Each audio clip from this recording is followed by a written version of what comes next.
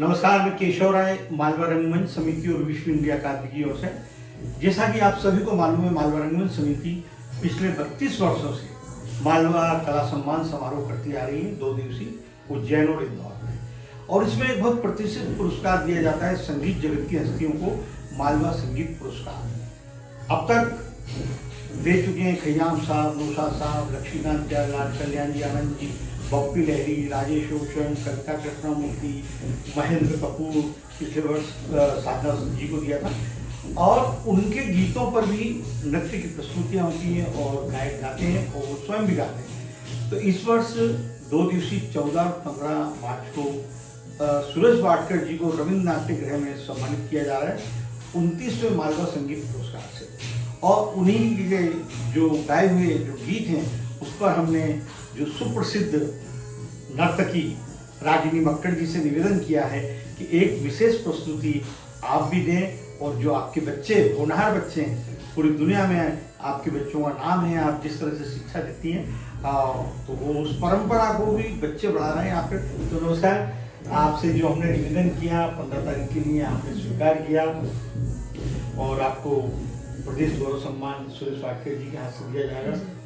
आप India got talent में, ये पूरे इंदौर को, मध्य प्रदेश को इस बात से गर्व होता है। तो ये जो फिल्मी गायन, फिल्मी नृत्य है, वो जो आपके यहाँ बच्चे नृत्य सीखते हैं, इसमें कुछ अलग से मेहनत लगती है कि और ज़्यादा मेहनत ये बच्चे जो पारंपरिक नृत्य करते हैं, लोक नृत्य करते हैं, कि बॉलीवुड में लगता है मेहनत? देखिए, जो हम लोग पारंपरिक नृत्य करते हैं, हमारी परंपरा से ही नृत्य निकला है। तो हमारी परंपरा से ही सब चीज़ें हम लोग सुंदर तरीके से उसको आकृति देते हैं। जैसे आप अगर ABCD लिख लेते तो आप हर चीज़ स्पेलिंग लिख सकते हैं। वैसे अगर परंपरागत नृत्य अगर आपने सीखा है और आप गुरु शिष्य परंपरा में किसी क्लासिकल नृत्य की साधना कर रहे हैं, तो ये आपके लिए बहुत छोटी सी चीज़ें बोलना चाहिए, बहुत ईजी तरीके से वो चीज़ें आयाम हो जाती हैं और वो बहुत सुंदर आकृति का रूप ले लेती हैं। तो मुझे लगता है कि सिर्फ कॉन्सेप्ट डिज़ाइन करके और उसको हमें करना था, क्योंकि हम लोग इससे ज़्यादा कठिन काम कर रहे होते जीवन में, हम ताले की साधना कर रहे होते हैं। तो यहाँ तो हमको सिर्फ शब्दों का निर्माण करना है, शब्दों का प्राण फूकना है, तो बस वही कार्य हम करते हैं। जब इंडिया गॉट टैलेंट जब चल रहा था, पूरा प्रोग्राम के दौरान आई थिंक टीवी पर आपकी चर्चा हुई, तो आपको उस समय भी मुंबई फिल्म इंडस्ट्री के कई प्रस्ताव आए और नृत्य निर्देशिका के भी लिए आए, लेकिन आपने इंदौर को छोड़ा। एक्चुअली मुझे ऐसा लगता है कि जहाँ जिस जगह से हम रूटेड हैं और जिस जगह से हम जुड़े हुए हैं, तो मुझे लगता है कभी वो जगह छोड़ना नहीं चाहिए, चाहे कितनी बड़ी उपलब्धि हो, चाहे कैसा ही आपको बहुत अगर सुंदर भी अगर औदार्य मिलता है, तो आपको, मुझे लगता है कि आपको अपनी परंपरा और आपकी जो रूट से वो नहीं छोड़ना चाहिए। तो जब इंडिया गॉट टैलेंट मैंने जीता था, तो मैं अपने गुरुजनों को वचन दिया था कि मैं कभी इस कला से विमुख नहीं रहूँगी। तो एक गुरु अपना 20-25 साल जब शिष्य देता है, तब जाके शिष्य तैयार होता है।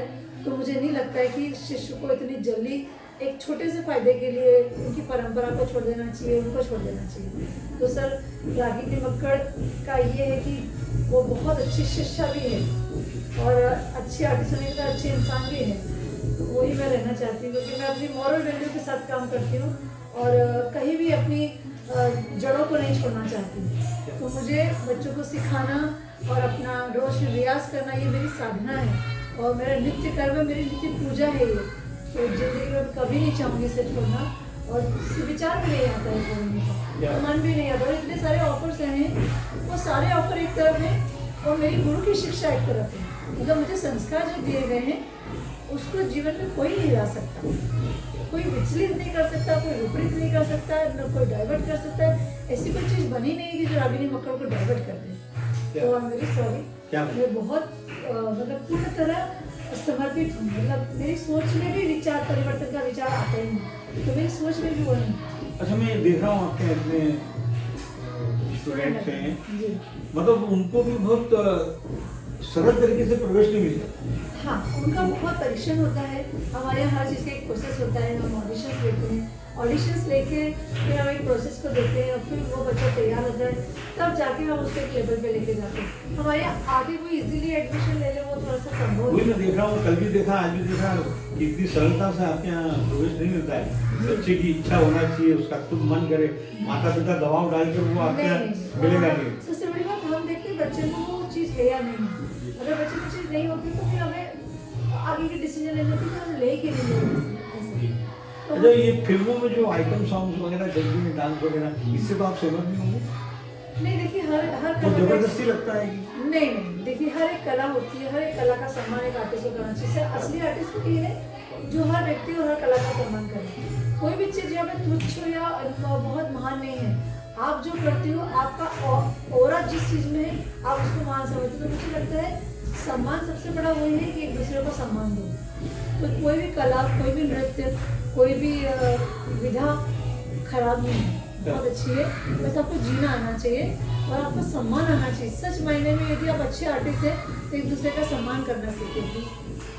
देखिए, इतना बड़ा कार्यक्रम है, सुरेश वाडकर जी आ रहे हैं, सभी मंदिर से सिंगर भी आ रहे हैं, सब आ रहे हैं, लेकिन जहाँ रागिनी जी का नाम आ जाता है तो पता लगा वो 800 सीटें तो आपके नाम से भर जाएगी। अभी से लोग कहने लगे यार वो रागिनी जी का कार्यक्रम है, हमें जरूर पासेस दीजिए। चलिए, तो 15 मार्च को रागिनी जी और उनकी शिष्याओं का नृत्य आपको अच्छा लगेगा। और सुरेश वाडकर जी भी निश्चित रूप से बहुत पसंद करेंगे, बच्चों को गले लगाएंगे वो, और आपकी मेहनत को बहुत सराहा जाएगा। Thank you so much. जय हिंद, जय भारत।